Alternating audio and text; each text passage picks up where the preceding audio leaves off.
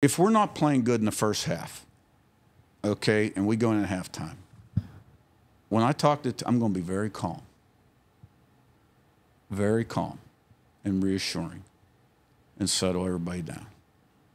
I'm not going to go in there yelling and screaming and, okay?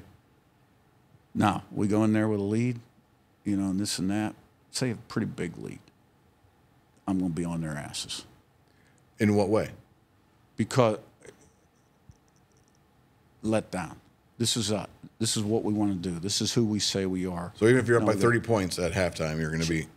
We're playing it like it's nothing, with an attitude and an edge. Yeah. Is that the same way? And one thing I'll do is I'll stalk the sideline when we get a lead. I see people, you know, I can feel the letdown. I can feel it on the headset with the coaches by the way they talk, the way they communicate, how quickly they get the information in. I can see it on the sideline. I mean, boom. I mean, one of the things I had to do here early on is there's people having conversations on the sideline, non-football people, you know, people on the sideline. Yeah, I'm jumping on. I'm not going to mention names, but like, man, we're playing a game. You're locked in the game. You may not be a coach, but you're locked in on what's going on. Yeah. Welcome back to The Player's Perspective, a podcast hosted by Miller Cobb and powered by Hoosiers Connect. As the official NIL collective of IU Athletics, Hoosiers Connect provides exclusive access to IU student athletes, offering fans an inside look at their lives both in and out of competition. Tune in weekly to hear stories and perspectives from the incredible athletes that make Hoosier Nation proud. Well, Miller, I had an opportunity to sit in for you on your podcast. I appreciate you let me do that for you. Well, I'm glad you took the weight off my shoulders because that was a big one. It was a big one. We couldn't pass up the opportunity to talk to Coach Cignetti. Yeah. So maybe I'll just introduce myself. I'm not sure everybody knows that. So I'm Pete Yonkman. In my day job, I lead a medical device company, but I was also, over the last few years, have been helping to establish the Hoosiers Connect and Hoosiers for Good. And I've really enjoyed your podcast, by the way. I think you really bring a unique perspective that people don't always get to hear, what athlete to athletes talk about. No, it's been a blast, and we're just keeping it going, keeping it rolling. Yeah. So if you had to do any podcast in the world, any athlete, who would you pick? I would first one that came to mind, Steph Curry. Why? Or I would say John Jones. Steph Curry, because I'm just a basketball player, shooter. He's the best shooter ever. John Jones, because I love UFC, and he's the greatest fighter of all time. All right, yeah. Fair enough. Yeah. So these podcasts are hard, and you do a great job at it. But one of the things I think we both realize is that coaches and players sometimes have this playbook they go by about how they tell their story, you know? Yeah, there's a scripted, even I've fallen into it, there's like a scripted answer to a lot of questions that a lot of these guys get a lot. So you got past that with Coach Sig, and I think the stuff after. Yeah, he really did tell his story, which I think is important, yes, right? I mean, his history is amazing and his journey, but to get beyond that a little bit, to see how he feels about it. And it's a unique journey, right? He's 63 years old, now in the sort of the Big Ten prime time. I don't think any other coach probably coming into their first big-time job has that much history and experience. And after listening to the episode, I think for me the coolest part was seeing how he controls the sideline and is always aware of how guys and people on the sideline are talking, their energy, their focus, their intention, and it shows. Yeah. And I think when I watch the games, I'm always surprised by he seems a little distant or something, but he describes it's not that at all, is it? Yeah, he's focused on the game and everything that goes into it, and at the end of the day, hey, it's winning games, and that's all that matters. Yeah.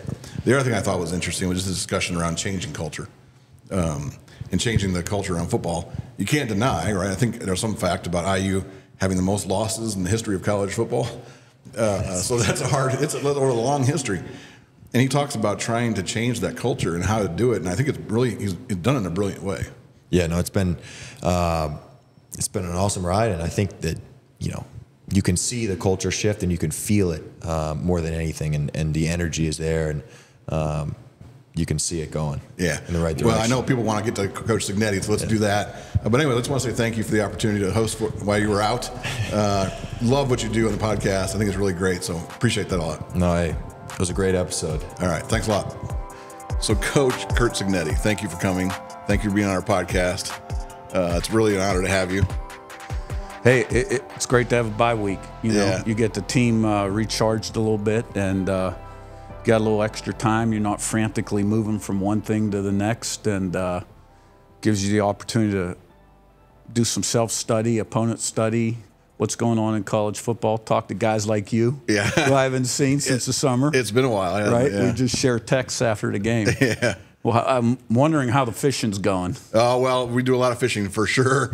My son's out every weekend, but yeah, it's going good. Cool. So I want to start with an easy question. Mm-hmm. So when I say Coach Curt Cignetti, head coach of IU football, Right. what does that mean to you? Wow. What it means to me is I got a lot to get done today, right? Because I'm very process driven. The team is, the organization is, and I've got a checklist of about 30 things here on Friday at 9 o'clock. We're not practicing today that I want to get done, football wise and recruiting wise. To keep us position us for the best success tomorrow. And, I firmly believe you either get better or get worse. You never stay the same. And if you're not striving to get better, then you're getting worse. Yeah. I Googled you, as you suggested, famously. And I noticed that I don't think you've had a season with more than 4 losses. Is that right? That's not quite correct. We went 6-5 one year. But anyway. But in general. That's a bad year. It's a bad year.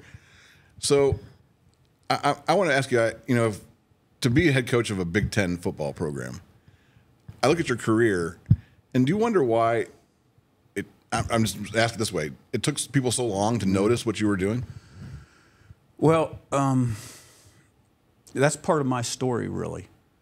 I'm the son of a coach, standing on the sidelines in 3rd grade, watching West Virginia play and going in the locker room at halftime, listening to Bobby Bowden, and always knew I wanted to coach, and got a great opportunity at a very young age at Rice University. Back when they were in the Southwest Conference, we played SMU before they had got the death penalty. And I was 23 years old, coaching against Texas A&M, those people. But I kind of, once I got the recruiting coordinator tag, which I was a coach and a recruiting coordinator when I went with Johnny Majors to Pitt in '93. And my dad even told me, he said, the great thing about this added responsibility is, you're really going to learn a lot. The negative is you do such a great job, they're not going to want to take you out of that position. And so that would happen. So did you feel like you got a little bit pigeonholed in that? Got a little pigeonholed. Maybe a coordinator opportunity would come up inside the program and be you and another guy, and head coach would go outside. Head coaches all have different philosophies there, and football obviously has changed through the years. So it took a while, and when I, being retained by Walt Harris was great for my career because he was a tremendous quarterback coach and a really good offense coach. Then I went to NC State with Chuck, and we loved it there. We were there 7 years, and got to be around Philip Rivers and coached him his senior year, and went with Nick to Alabama on the ground floor in 4 years. And after 1 year with him, I just had learned so much about how to run a program. But you're sort of, as you move through your career and you're still just an assistant coach and not a coordinator, you get tagged a little bit. And so I made a very unconventional move. You probably haven't seen that move in the coaching industry. That may be a first. Like, I left Alabama. I was hitting a big 5-0. I did not want to be a career assistant coach. I always wanted to be a head coach. I thought I could be a good head coach. I left Alabama and took a Division II head coaching job at a program in Pennsylvania where my dad had led that program for a long time and then retired, and then predecessor took it over, had some quick success, but then the program really bottomed out. And my wife's family was from there. My family was there. My dad and mom were still there. But I took a tremendous pay cut with two girls that wanted to go to med school, getting ready to go to college, a son in college, and I woke up many a day wondering what I did. Family was still in Alabama. I'm up in Pennsylvania, but that we were there 6 years. We liked it. I didn't take that job with the intention of like taking another, and we got good. And but then another opportunity came. Elon, I knew Elon. Being at NC State, I recruited that area out that way. I'd actually talked to them once or twice when I was at NC State about their job. But there, by then I had an agent, and I didn't want to go interview for the job. And he said, "Look, just go talk to him." I said, "Okay." So I'm on the plane, wondering, what am I doing? Why am I doing this? This is 2016 at the end of the season. Well, I get off the plane, go down there, and they had built so much since I had been there last. Like, I remember them as a school of 3,400. Now they were like 7,500, and it was like a country club, and they had nice facilities relative to what we had at IUP. And it was like 3 times more money. And I looked around, and I said, "Why can't you win here?" And so I got offered the job. I took the job. And, they were like 10-45, and nobody thought it could get done there. Nobody at Elon thought it could get done. And we go in there, and we lose at Toledo in the opener, but played hard and played good. Toledo won the MAC that year. And we won 8 in a row. Played JMU for what would have been a conference championship. Next year went up and beat them. And this is a long answer to your question. And then the JMU job opened, and went there. The place was a winner. We won 5 championships, 5 years, transitioned to FBS. And I was going to, I loved it there. I was going to retire there. I had a long-term contract. It was, 3 hours from Indiana, PA, 2.5 from Morgantown, where I grew up. Football school and great fan support. But when Scott called and I talked to Scott and Pam, I really felt the commitment, and the Big Ten TV contract from a couple of years ago really caught my eye. And I'd been here a couple times, Rice in '87, NC State in 2000, really liked the campus and the area. And, by then, I was like, well, I've already done this rebuild a few times. Why not? Let's do it. Do you feel like, in a certain way, that journey has almost prepared you? I mean, it's amazing the preparation that you've had, rebuilding programs, right, and the challenges of rebuilding a program. Do you wish you had it earlier in your career, or do you feel like this is the right time? No, I mean, one thing my dad did tell me when I was young, you never want to take a job before you're ready for it. It's a kiss of death. And it was a long journey to get here. But it did, like you said, prepare me. I mean, I can remember at IUP being in the Division II playoffs, and Thanksgiving break, school would be shut down, and I'd be taking the trash out before the staff meeting, cleaning the staff table, things like that. But, it allowed me the opportunity to maybe make a few mistakes early in my head coaching career and still have success. So by the time I took the Elon job, I had 6 years under my belt. Yeah. And you look across the country, guys like Brian Kelly started at Division II, Lance Leopold, Kalen DeBoer, Willie Fritz. And, I appreciate those guys because, we've kind of walked the same path, yeah, so to speak. Yeah. So I think for all of us, whether you're in leadership or you could be a teacher, or you could be in healthcare or in business, you sometimes walk into an organization that hasn't had success or doesn't know what success means. So I'm kind of curious, you've done that several times now. How do you think about that from a leadership perspective? What are the things that go into your mind of, we need to change this culture, we need to change this, how we think about things? Well, you have a blueprint, you have a plan, and you have a way of doing things, and you work your plan every day. And the first thing you got to do is change the way people think, inside and outside. I heard you say that. The first time I met you, I think we've got to change the way people think around here. Right. And how do you do that? What did you do? Yeah, well, it's a process. But, I made a few comments publicly that I did not make at the other places because I felt like there was such a gloomy attitude toward Indiana football. I detected as soon as I got here that I had to set an expectation level right off the bat, which couple of things I said I didn't think were that outlandish, but I guess relative to people's perception of Indiana football, it was. And, of course, I get here and we got 10 offensive starters in the transfer portal, half our defense, so we had a lot of work to do. And I got half a staff. I got to hire the other half. I've got to interview the old coaches. I got to talk to the players that are in the portal. I got to find players in the portal. There were a lot to do in December. But in 3 weeks, we brought those 22 transfers in, and I really, on the sign date, whether it was December 18th or 21st, can't remember, in my heart, I felt like we had flipped the roster. Like, I really felt good about what we got done. And we needed a lot of new faces. And, you know, the culture changed, starting with the winter conditioning program, spring ball, summer, and then we had to put it on the field. So at the end of the day, you got to have a blueprint and a plan. You got to have high standards, expectations. You can never compromise and lower your standards. You got to have consistency day in, day out in maintaining high standards. And there's got to be accountability throughout the entire organization. That's how you do something is how you do everything. At the end of the day only, it's all about people. The people you hire, the people you recruit. And they got to have strong character, strong passion, and the ability to be successful. One of the things I've noticed is that you do. It seems like in college football, assistant coaches move around a lot. You seem to have retained a core group of people and a core group in your program. Why do you think people follow? You know, they want to move with you and they want to continue to stay to work with you. Well, a couple things there. Like Mike Shanahan and Bryant Haynes, I hired those guys as part-time coaches at the Division II level for $6,000. Right now, they're coordinators in the Big Ten.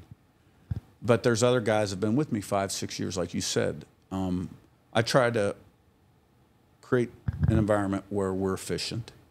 When we're in the office, it's all business. We're always working toward a goal. When we're done, we go home. You know, I don't make guys stay in the office till 10 at night. I don't have, like, we're going to work from 7 to 10. I generally come in the office early, organize the day. I'm in the office usually at least 2 hours before the coaches are in, so that we're working efficiently. We practice the same way. And when we're done with our work, guys can leave. Just get your work done. Yeah, I've noticed, just having talked to some of your team, that everybody's on the same page. There's a common mission, there's a common vision, and a common set of standards. And that's not always true in all programs. Do you work at that intentionally, and how do you communicate that to your team? Absolutely. It's key to the drill. One heartbeat, everybody thinking alike toward the same goal. And that's where messaging is important. You know, I put a lot of time into what I'm going to say, and I don't say much to the team. I try to make every word count so that the message resonates. If you talk too much, sometimes you get tuned out, and then it's really hard to get them back. And we have a certain way we do things. You know, we believe that with proper preparation, the commitment, discipline, that there's no self-imposed limitations to what we can accomplish day in, day out, play in, play out. And we play that way. One play at a time, 6 seconds of play. Every play's got a life and a history of its own. Fast, physical, relentless, 11 guys doing their job, smart, disciplined, poised, not affected by success or failure on the next play. And never satisfied, never. Time to be satisfied is at the end of the game, not during the game. And if you can get guys to play that way, when the game's on the line at the end, they're not looking at the scoreboard, they're just doing their thing. And they're also not affected when they're 2 scores down in the second quarter. Or I've had teams 4 scores down in the second quarter come back and win. By the same token, when you're up 2 touchdowns, you know, no warm fuzzies on the sideline. You know, I'll tell you, watching the Northwestern game, so as a long time, we've been watching IU football for 30 years or whatever, and I'm sure a lot of fans have the same experience. It got to within 3 at around halftime, maybe right after the halftime, and my internal, I couldn't help it, my internal messaging was, uh-oh, here we go. That's just, it felt like a collapse that was going to happen. And what's interesting, you guys don't carry that baggage, but I think you must do it intentionally, too, to not let the team, because this team has resilience that I haven't seen in a long time. How do you build that character in your team? You know, it's the things you preach and emphasize in winter conditioning, spring ball, summer, and fall camp. And you try to prepare your team in advance for situations. How are we going to respond? We're 2 scores down. But it's also a philosophy of how we do things, right? Not result-oriented, very process-driven. You know, you get 11 guys doing their job on a football field, it's not addition, it's multiplication.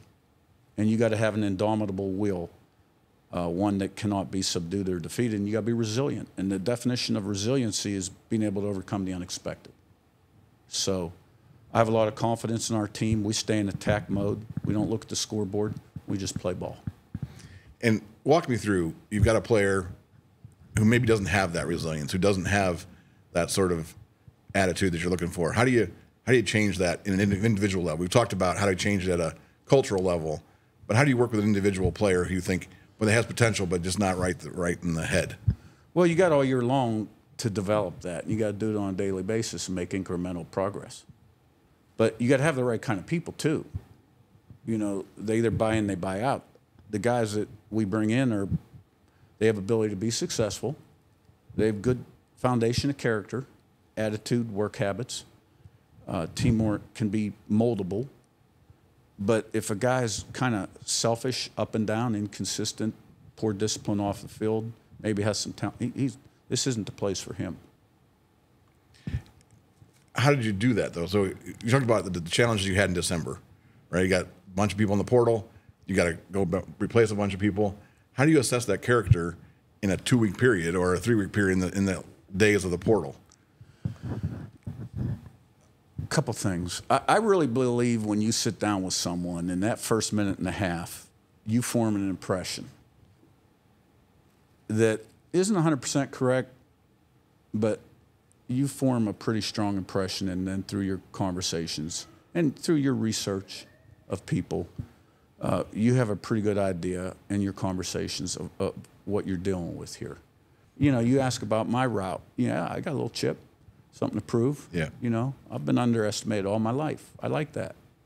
But the other guys too, we had coaches that had known these guys somewhere, or we had played against these guys, or maybe we had tried to recruit them in high school and they went somewhere else. So once they're in the portal, you know that's the kind of person that we want to find. Well, then you do your research. You know, I like to Google and see, you know, what did he do in 21, 22, yeah. 23. Then we've got the tape. We watch them on tape, you know, and we get to know them and see if they're fit. Yeah. So your career has spanned different eras of football. We're now in the transfer portal era. Has that changed the way you think about recruiting high school players, or whether you think about the portal as a primary recruitment tool? How do you view that now? I think in college football and any competitive team event, you got to win now.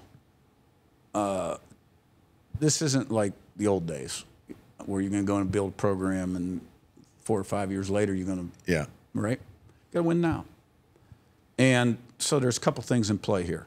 The NCAA changed the rules where there's a portal and guys can leave and go to another school. There's NIL now, which is different. And so you got a lot more guys moving. It's almost like NFL free agency. Mm-hmm. I mean, a lot of college without coaches, any rules, it seems like. Well, unfortunately, a lot of college coaches have said that too publicly. Yeah. So you got to adapt and adjust, or you're not going to be around and be successful. I still firmly believe that you have to recruit 15 to 20 high school guys a year. That's the foundation of the house. That you're not going to hit on all of them, but you hit on enough of them that, and then you're able to retain them. They're with you for 5 years. The other thing you have still, when you talk about the portal, you still have about 2 more years of guys that have an extra year of eligibility because of the COVID year. Mm. So you're dealing with older guys, a more veteran team than you used to in the past.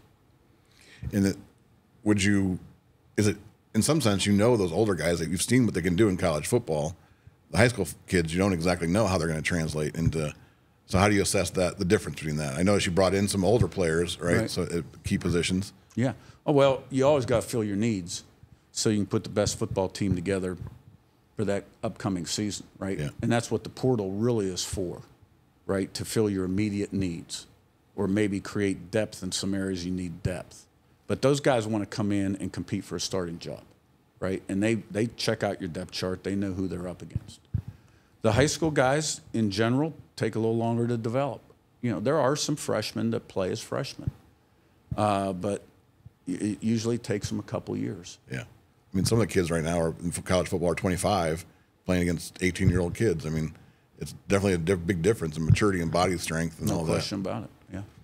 So walk me through, okay, so I want to talk about your coaching philosophy a little bit. Walk me through, let's just say we're in the fourth quarter, tie ball game, Right. and you're now receiving the ball. Walk me through how you think about that from a coaching perspective. What is your philosophy around, you're talking about attacking all the time, right? Just walk me through a play. Walk me through your analysis of how it's going to happen. First down, ball in the 25. What are you thinking? Okay. So, you know, on game day, I'm on the headset with the offense and the defense. When the defense is on the field, I generally am listening to what's going on. I'm staying on top of situations because sometimes middle of the field, somebody may come out in something crazy and we're not lined up right and they got an uncovered receiver and I got burned timeout. Or, you know, we stop them and now it's fourth and medium. Grant, do we want the return here or the block? Okay. Then I flip over with the offense. They've already been talking through the previous series. Now you got the video. You can see what happened and talking about what they're thinking about coming up. You know, ball's kicked, you know, out of the end zone, or we fair catch a kickoff. And okay, Mike and those guys have already talked through it, right? You know, Mike put the ball on the right hash. You know, he's got his call. I don't call the plays anymore. There was a time I used to call the plays. I will still interject once in a while.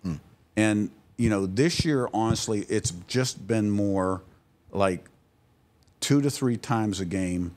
Boom, run this. Yeah. You know what I mean? Because it's just something I feel. My role offensively more now is we start getting that ball in plus territory, and and it's you know, we just second down, and now we've come up 3rd and 6 or 7, and I'll say, Mike, 2 downs, Mike. Okay, that doesn't mean get half. You know, we want to get the first down on 3rd, but we're going to go for it. But you're thinking a two down situation. Yeah. So, you know, but I'm also standing way back so I can see big picture schematically what's going on. They playing quarters, they blitzing us. I noticed that. So when I noticed on the sidelines, you're usually away from everybody else. Mostly, it seems like you're in a different perspective. I want to see what's going on in the game, so I can make good game day decisions. Yeah. And then I don't want to look. If I tell our players never too high, never too low, I don't want to celebrate like a maniac when we score a touchdown, right? Yeah. Like I expect us to score a touchdown. Yeah. This is expected. Yeah. And okay, or if something bad happens, overreact to that also. We want to play at a high level, okay, even killed, and not up and down. And I got to be that way. Yeah. I have seen that from the team.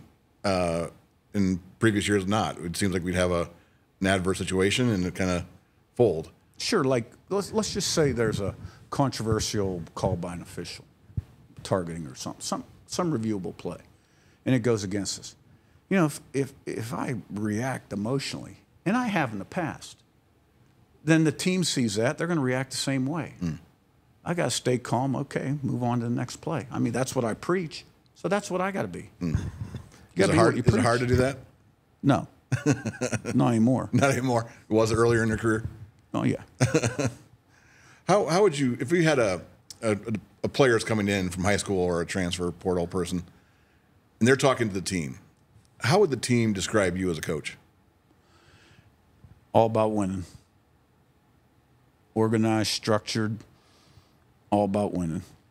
But a guy that you like playing for. We don't practice too long. He doesn't beat us up. He gives us time off.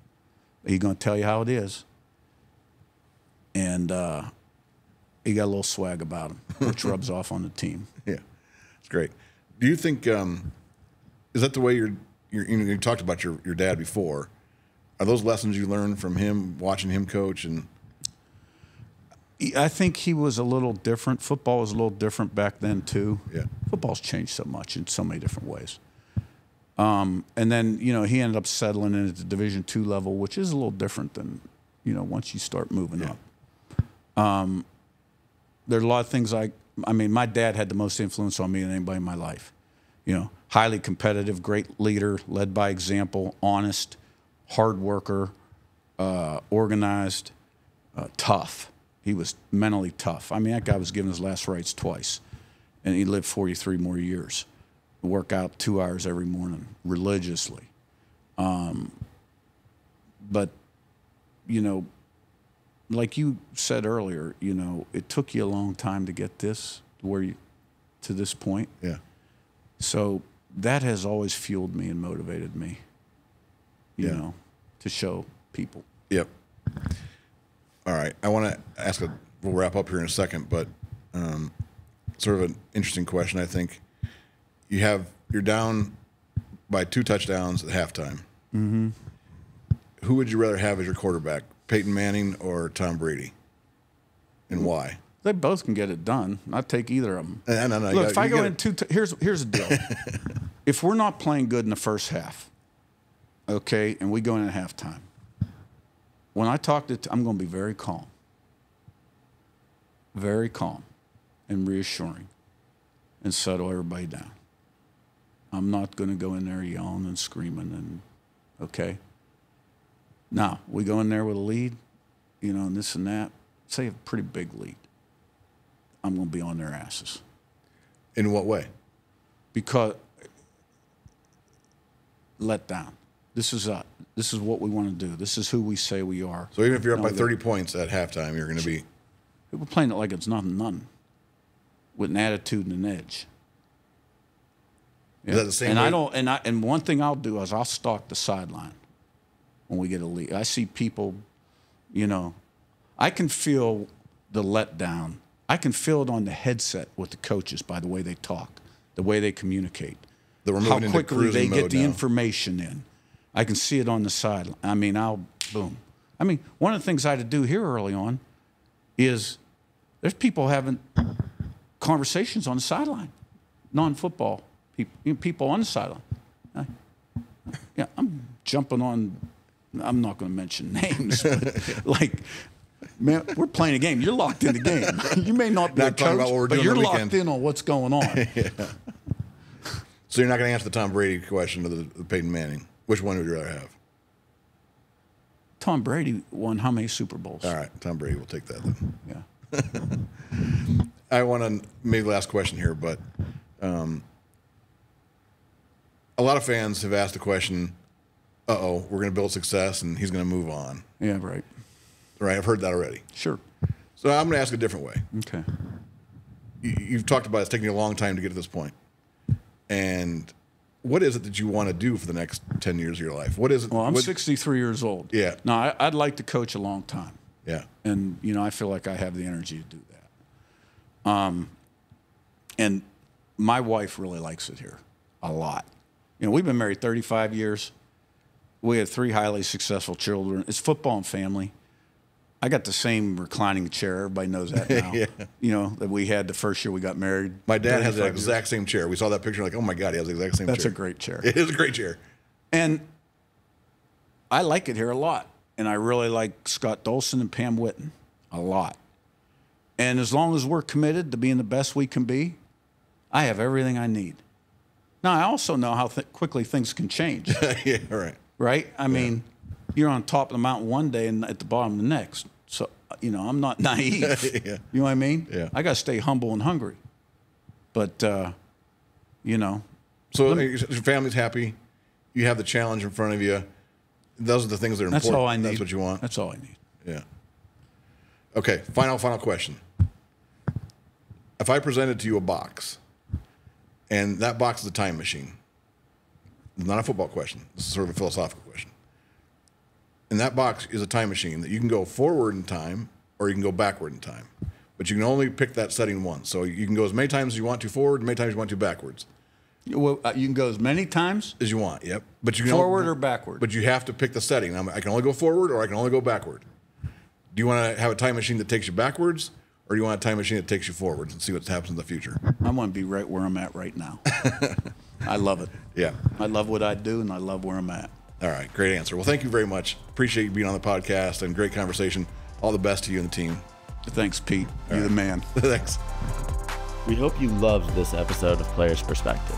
Don't forget to hit the subscribe button so you never miss an episode. Stay connected with Hoosiers Connect on social media for even more exciting content featuring IU student athletes. Until next time, Hoosier Nation.